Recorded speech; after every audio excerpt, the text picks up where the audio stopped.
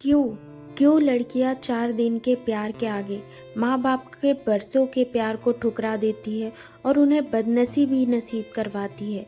आज पूनम अपने पिता के पास आई और कहा, पापा, मैंने अपनी पसंद के लड़के से शादी कर ली है।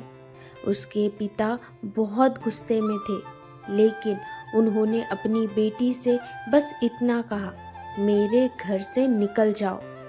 पूनम ने कहा, अभी इनके पास कोई काम नहीं है, हमें रहने दीजिए, हम बाद में चले जाएंगे। परंतु उनके पिता ने एक न सुनी और उसे घर से बाहर कर दिया। कुछ साल बीत गए और पूनम के पिता का निधन हो गया। दुर्भाग्यवश जिस लड़के से पूनम ने शादी की थी, वो भी उसे धोखा देकर भाग गया। पूनम के 2 बच्चे थे, एक लड़की और एक लड़का। पूनम ने खुद का एक रेस्टोरेंट चलाना शुरू किया, जिससे उसका जीवन यापन हो रहा था। जब पूनम को अपने पिता के निधन की खबर मिली, तो उसने सोचा, अच्छा हुआ उन्होंने मुझे घर से निकाल दिया था और दर दर की ठोकरें खाने छोड़ दिया। पूनम ने तय किया कि वो उनकी अंतिम यात्रा में नहीं जाएगी, लेकिन उसके ताऊजी ने उसे समझाया, पूनम, हो आओ, जाने वाला शख्स तो चला गया, अब उनसे दुश्मनी कैसी। पूनम ने ताऊजी की बात मान ली और अपने पिता की अंतिम यात्रा में शामिल होने का फैसला किया। जब वो अपने पापा के घर पहुंची, तो सभी उनकी अंतिम यात्रा की तैयारी कर रहे थे। पूनम को उनके मरने का कोई दुख नहीं था, वो बस ताऊजी के कहने पर वहाँ आई थी। पूनम के पिता की 13वीं पर उसके ताऊजी ने उसे एक खत दिया, जिसे उसके पिता ने लिखा था। रात को पूनम ने वो खत खोला और पढ़ना शुरू किया। खत में लिखा था, मेरी प्यारी गुड़िया, मुझे मालूम है कि तुम मुझसे नाराज हो, पर अपने पापा को माफ़ कर देना। मैं जानता हूँ तुम्हें मैंने घर से निकाला था और तुम्हें दर दर की ठोकरें खानी पड़ी, पर मैं भी उदास था, तुम्हें कैसे बताऊँ। याद है जब तुम 5 साल की थी, तब तुम्हारी माँ हमें छोड़कर चली गई थी। तुम कितना रोती थी, डरती थी, मेरे बिना सोती नहीं थी, रातों को उठकर रोती थी।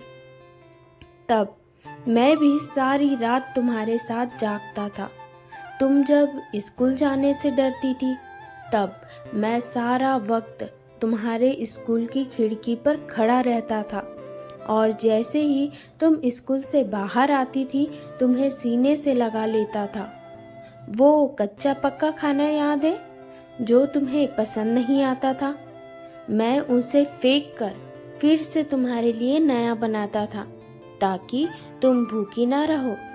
याद है जब तुम्हें बुखार आया था, तो मैं सारा दिन तुम्हारे पास बैठा रहता था, अंदर ही अंदर रोता था, पर तुम्हें हंसाता था ताकि तुम ना रो। याद है जब तुम हाई स्कूल की परीक्षा के लिए रात भर पढ़ती थी, तो मैं सारी रात तुम्हें चाय बनाकर देता था। जब तुम पहली बार कॉलेज गई थी और तुम्हें लड़कों ने छेड़ा था, तो मैं तुम्हारे साथ कॉलेज गया और उन बदमाश लड़कों से भिड़ गया। उम्र हो गई थी और मैं कमज़ोर भी, लेकिन हर लड़की की नज़र में पापा हीरो होते हैं, इसलिए अपना दर्द सह गया। याद है तुम्हारी पहली जीन्स, वो छोटे कपड़े और वो गाड़ी? पूरी कॉलोनी तुम्हारे खिलाफ थी, लेकिन मैं तुम्हारे साथ खड़ा था। किसी को तुम्हारी खुशी में बाधा बनने नहीं दिया। तुम्हारा देर रात आना, कभी कभी शराब पीना, डिस्को जाना, लड़कों के साथ घूमना, इन सब बातों पर मैंने कभी गौर नहीं किया, क्योंकि उस उम्र में ये सब थोड़ा बहुत होता है। लेकिन एक दिन तुम एक लड़के से शादी करके आई, वो भी उस लड़के से जिसके बारे में तुम्हें कुछ भी पता नहीं था। मैंने उस लड़के के बारे में सब पता किया। उसने न जाने कितनी लड़कियों को धोखा दिया था। पर तुम प्रेम में अंधी थी। तुमने मुझसे एक बार भी नहीं पूछा और सीधे शादी कराई। मेरे कितने अरमान थे, तुम्हें डोली में बिठाऊं, चांद तारों की तरह सजाऊं, ऐसी धूमधाम से शादी करूं कि लोग बोले, देखो शर्मा जी ने अपनी बच्ची को कितने नाजों से पाला है। पर तुमने मेरे सारे ख्वाब तोड़ दिए। मैंने तुम्हारे लिए ये खत इसलिए छोड़ा है ताकि कुछ बात कर सकूं। मेरी गुड़िया, अलमारी में तुम्हारी माँ के गहने और तुम्हारी शादी के लिए खरीदे गहने रखे हैं। 3-4 घर और कुछ ज़मीनें हैं जिन्हें मैंने तुम्हारे और तुम्हारे बच्चों के नाम कर दिया है। कुछ पैसे बैंक में हैं, उन्हें निकाल लेना। अंत में बस इतना ही कहूँगा, गुड़िया, काश तुमने मुझे समझा होता। मैं तुम्हारा दुश्मन नहीं था, तुम्हारा पापा था।